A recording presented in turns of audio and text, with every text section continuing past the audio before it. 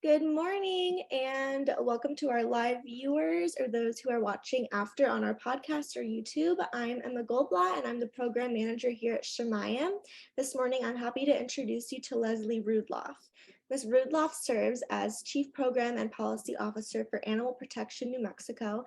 For more than 13 years, Ms. Rudloff has used the legal system to promote non-animal alternatives in medical research and education.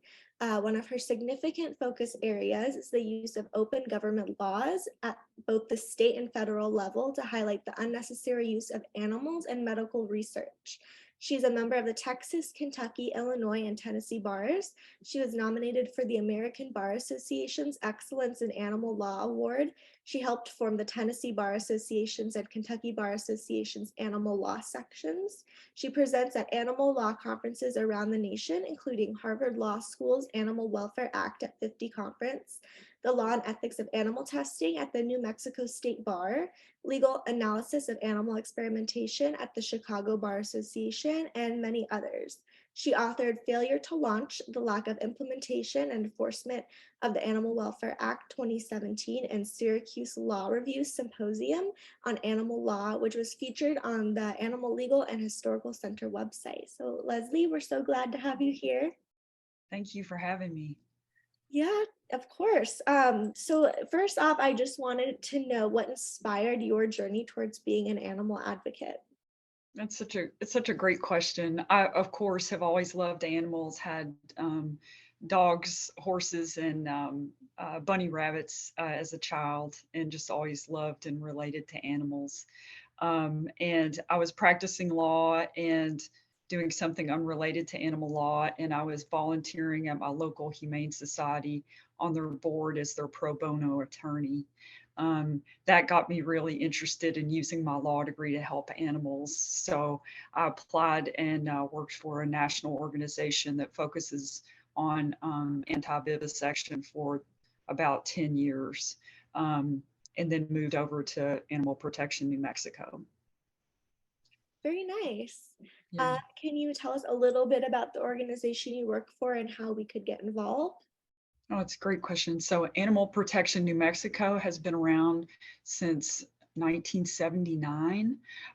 It was in part formed by Lisa Jennings, who's the continues to be the executive director today.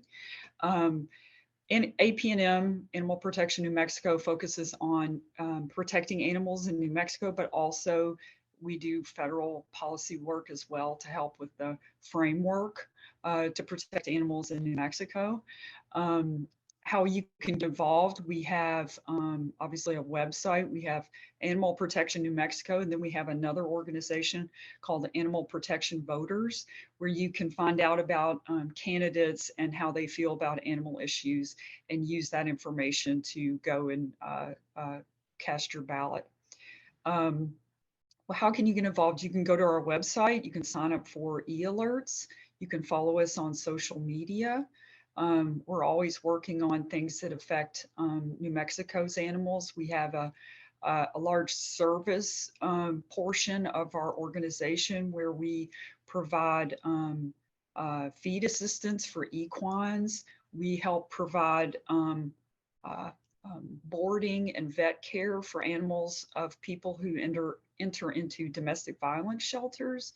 We do a lot of things like that. We also offer gilding and sterilization clinics for horses so that people don't have unwanted horses in New Mexico. So we do a lot of service-based things as well as policy work. Awesome. And I will say, if they want to find out more, they can go to apnm.org. So Apple, Paul, Nancy, Mary.org.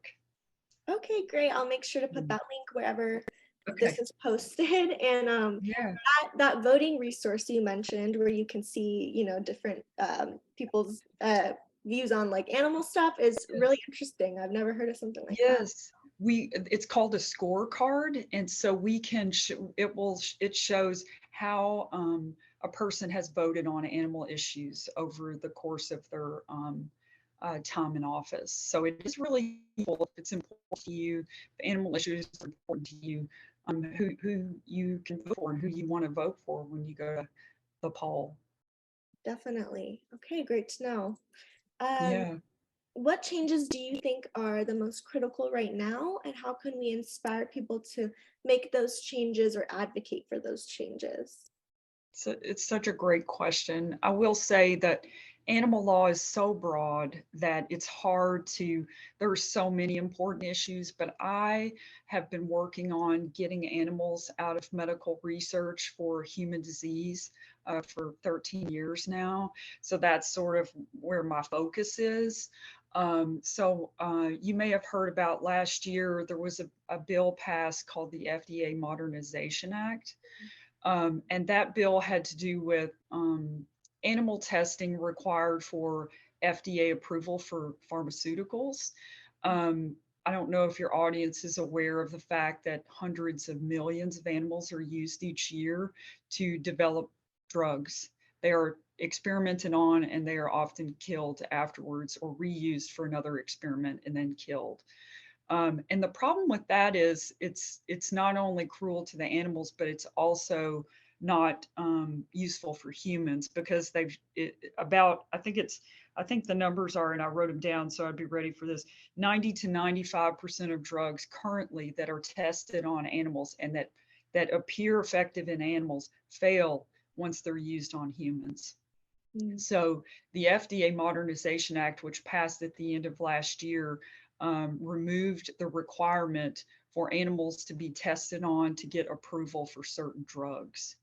So I feel like as a society, I feel like there is a moral imperative, not only for the animals, but also for human life that, you've probably seen, a drug is released onto the market, and you may remember the drug Vioxx. It's been a long time ago, but that drug was released on the market and many people died, had heart attacks and died because it had it had done really well in animals. It had been effective in animals, but in humans it obviously caused horrible and even death side effects. So death, obviously dying from taking the drug itself.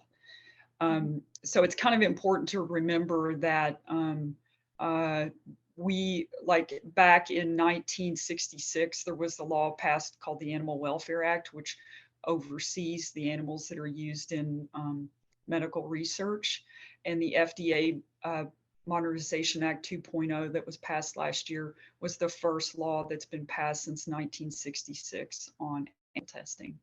So I feel like as a society, we need to make sure that we fund um, alternatives, the use of alternatives going forward, human relevant alternatives, and leave the animals out of it. It'll not only save animals' lives, but also human lives. So right now, that's my main focus. It's a good focus. It Yeah. seems really outdated that we still are doing Yes. that. And Yeah.